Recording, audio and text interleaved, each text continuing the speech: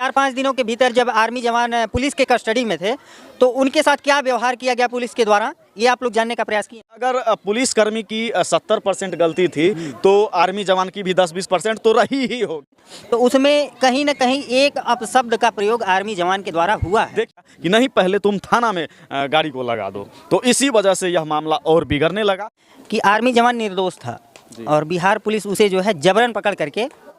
Army जवान का यही कहना होता है कि सर जाने दीजिए, एग्जाम करवा के आते हैं।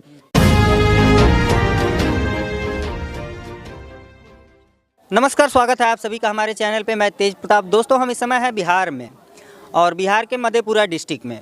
हमारे साथ संस्कृति बिहार न्यूज़ के संपादक मनीष तिवारी जी हैं। मनीष तिवारी जी से कुछ चर्चाएं होंगी क्योंकि बीते कुछ दिन पहले जो रक्सौल में आर्मी जवान का प्रकरण था, आर्मी जवान को अरेस्ट किया गया था, तो उसकी सारी सच्चाई हम लोगों को जानना है कि चूँकि आप जो है मनीष तिवारी जी के साथ वहाँ धरना पे बैठे थे। तो सबसे पहले स्वागत है आपका हमारे चैनल पे। बहुत बहुत धन्यवाद जो भी इस चैनल को देख रहे हैं। सबसे ज़्यादा धन्यवाद आपको कि आपने हमें इतना कीमती समय दिया है, हमें अपने चैनल के लिए मौका दिया है। जी पूछिए सवाल। आर्मी जवान जैसे कि वीडियो में या फिर सोशल मीडिया पे ये दिखाया गया है कि आर्मी जवान निर्दोष था और बिहार पुलिस उसे जो है जबरन पकड़ करके जेल में डाल दी है और मनीष कश्यप जी वहाँ पे धरना पे बैठते हैं, तो वहाँ की सच्चाई क्या है? वहाँ पे आप मौजूद थे। जी एक्चुअली सर हुआ क्या था कि जो आर्मी के जवान थे वो सोशल मीडिया पर, जैसा कि खबर जान रहे हैं, वो एक्चुअली छुट्टी पे थे। उनकी शादी जस्ट 1 महीने पहले हुई थी। वो अपनी बीवी और बीवी की बहनें यानी कि उनकी जो साली जी हैं, उन सभी का एग्ज़ाम दिलवाने के लिए वो जा रहे थे। इसी बीच होता क्या है, गाड़ी है, कभी आपसे भी गलती हो सकती है, कभी हमसे भी गलती हो सकती है। तो एक मुस्लिम समुदाय के व्यक्ति थे जिनको कि एक टक्कर लग गया, छोटा मोटा एक्सीडेंट टाइप का मान सकते हैं, उनके साथ ये घटना हो गया। तो इन्होंने कहा कि मैं आपका जो भी नुकसान हुआ है मैं भरपाई करूंगा, मैं आपका इलाज करूंगा। फिलहाल एग्ज़ाम का टाइम हो रहा है, इन लोगों को जाने दीजिए, मेरी वाइफ है, इन लोगों को मैं एग्ज़ाम सेंटर पे छोड़ देता हूं, उसके बाद फिर मैं आपके साथ जो भी हुआ है वो मैं क्लियर करूंगा। तो उसी बीच वहाँ पर पब्लिक की जमघट हो जाती है और कुछ पुलिसकर्मी वहाँ पर पहुँच जाते हैं। तो आर्मी जवान का यही कहना होता है कि सर जाने दीजिए, एग्ज़ाम करवा के आते हैं, फिर आप हमें अरेस्ट कीजिए या जो कानूनी प्रोसीजर है उनको करिएगा। तो पुलिस का कहना होता है कि नहीं, तुमको ना एग्ज़ाम जाने देंगे ना कुछ करने देंगे, पहले तुम थाना में गाड़ी लगाओ। तो इसी बीच में क्या हो जाता है, बहस हो जाता है और उन लोगों के बीच गाली गलौज का सिचुएशन आ जाता है। तो वीडियो में भी आप लोगों ने स्पष्ट देखा होगा, जनता ने भी स्पष्ट देखा है कि आर्मी जवान एकदम डिसिप्लिन को मेंटेन किए हुए है, लेकिन जो पुलिस कर्मी थे उन्होंने गाली गलौज का प्रयोग किया। इसी वजह से वहाँ पर धरना प्रदर्शन का एक रूप कायम हो गया। जिस तरीके से अभी आप इस प्रकरण के बारे में बता रहे हैं कि आर्मी जवान ने जिस व्यक्ति को चोट लगी थी उससे ये कहे थे कि हम आपका इलाज करा देंगे, हमें आप छोड़िए और अब हम परीक्षा दिलाने जा रहे हैं। बात जायज़ भी है। तो क्या बात ये इतना शांतिपूर्वक उन दोनों लोगों के बीच में हुई थी? कुछ जानकारी है आपको? देखिए जानकारी हकीकत हम तो वीडियो सार्वजनिक हुआ था, उसमें हम यही कहेंगे कि आर्मी जवान ने निष्पक्षता के साथ ये कही थी कि जो भी आपके साथ हुआ है, अगर आप का हाथ टूट गया, पैर टूट गया या जो भी हो गया, हम आपका इलाज करवाएंगे, हम इसके लिए सेटिस्फाइड हैं।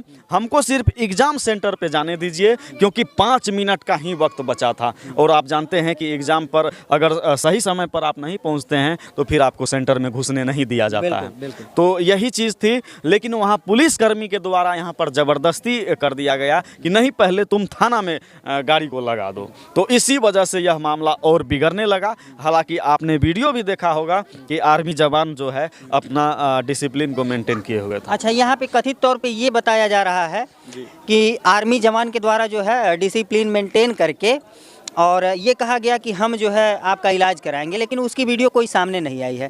जो वीडियो सामने आई है वो पुलिस और आर्मी जवान के बीच में जो नोक झोंक हुई है, उन्हें जो अरेस्ट किया गया है, तो इसमें कितनी सच्चाई है? देखिए, आर्मी जवान को झूठ मूठ का फंसा दिया गया कि गाली पुलिसकर्मी दे रहे हैं, लेकिन वहाँ पर कह दिया गया कि आर्मी ने गाली दिया है पुलिसकर्मी को। नहीं, वीडियो हमने सर देखिए, वीडियो हमने भी देखा है, जो वीडियो वायरल हुई थी इस प्रकरण से संबंधित, तो उसमें कहीं ना कहीं एक अपशब्द का प्रयोग आर्मी जवान के द्वारा हुआ है। देखिए सर, आनन फानन में अगर मैं भी आपको गाली देता हूं तो कहीं ना कहीं एक छोटा सा मिस्टेक आपके द्वारा भी होगा, तो उसी मिस्टेक को वहां पर लाने का प्रयास किया गया, उसी को हाईलाइट किया जी। कहीं ना कहीं अगर पुलिसकर्मी की 70% गलती थी तो आर्मी जवान की भी 10-20% तो रही ही होगी, ये हम लोग स्पष्ट कथित तौर पे मान सकते हैं। अच्छा, अब आते हैं इस मुद्दे पे कि जैसे आर्मी जवान उस समय गाड़ी ड्राइव कर रहे थे, तो दोषी कहीं ना कहीं जो ड्राइवर हैं, जो गाड़ी है, उन्हीं को दोषी माना जा सकता है, न कि सवारी को माना जा सकता है। बिल्कुल। तो जो यहाँ पुलिस की जिम्मेदारी ये बनती थी कि जो उसमें पैसेंजर्स हैं वो जहाँ भी जा रहे हैं, जिस कार्य के लिए जा रहे हैं, उनको वहाँ से सुरक्षित समय पे पहुँचाना चाहिए था। तो यही चीज को लेके सर बहस शुरू हुई थी ना। आर्मी जवान तो स्पष्ट ये कह रहा था कि सर आप ही मेरे द्वारा जो परीक्षार्थी हैं उनको सेंटर पे पहुंचा दीजिए, समय पे पहुंचा दीजिए, चलिए मेरे गाड़ी को लेके थाना में, हमें भी थाना में लेके चलिए। लेकिन जो एग्जाम देने वाला लड़कियां थी, एग्जाम देने वाली, तो उनको तो सर सही समय पे वहां पे पहुंचा दीजिए। तो इसी वजह से वहां पर बहस छिड़ गई थी।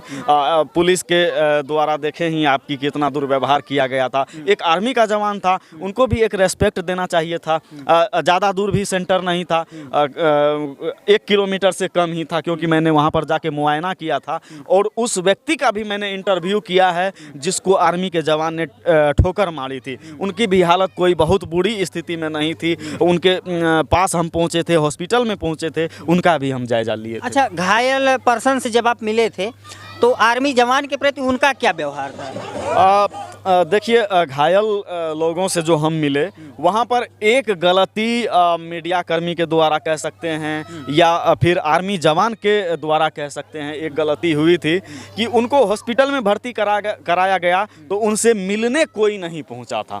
तो सबसे बड़ी बात तो यहाँ पर ये हो जाती है, जब आप जिसने आपको ठोकर मारी आपने उसी को जेल में बंद कर दिया तो फिर आपसे मिलने कौन जाएगा? तो यही बात थी वहाँ पर जी। अच्छा, आप लोगों को कब ये जानकारी हुई? क्योंकि मीडिया कर्मी से संबंधित धरना में मुख्य रूप से आप और मनीष कश्यप जी और रवि भट्ट जी वीडियो में हर जगह आगे दिखाई दिए हैं, आप लोगों को कब जानकारी? तो देखिए सर, हम लोगों को जानकारी मिली थी सोशल मीडिया के माध्यम से। वहाँ पे कुछ हमारे मीडिया कर्मी जो है सहयोगी भी थे, उन्होंने हमें बताया कि यहाँ ऐसा ऐसा माहौल हो गया है, आप भी यहाँ पर पहुँचिए। तो हम लोगों ने वहाँ पर पहुँचने का प्रयास किया, वहाँ पर सच्चाई को दिखाने का प्रयास किया और जल्द से जल्द हमने आर्मी जवान को रिहा कराने का भी प्रयास किया जी। अच्छा, 4-5 दिनों के भीतर जब आर्मी जवान पुलिस के कस्टडी में थे तो उनके साथ क्या व्यवहार किया गया पुलिस के द्वारा, ये आप लोग जानने का प्रयास किए हैं? जी, वहाँ पर जो जितेंद्र नाम के एएसआई थे, उन्होंने बहुत गलत व्यवहार किया था हमारे आर्मी जवान के साथ।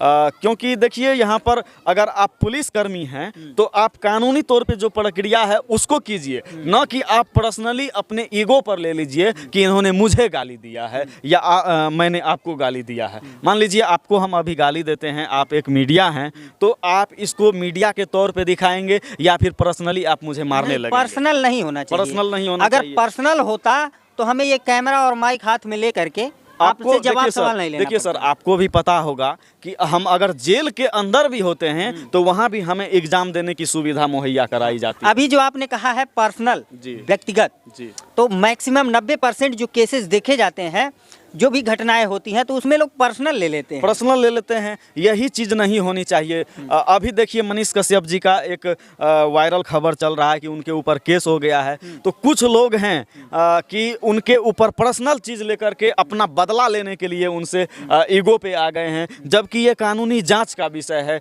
जांच होना चाहिए। अगर मनीष कश्यप दोषी हैं तो उनको भी जेल में डालिए।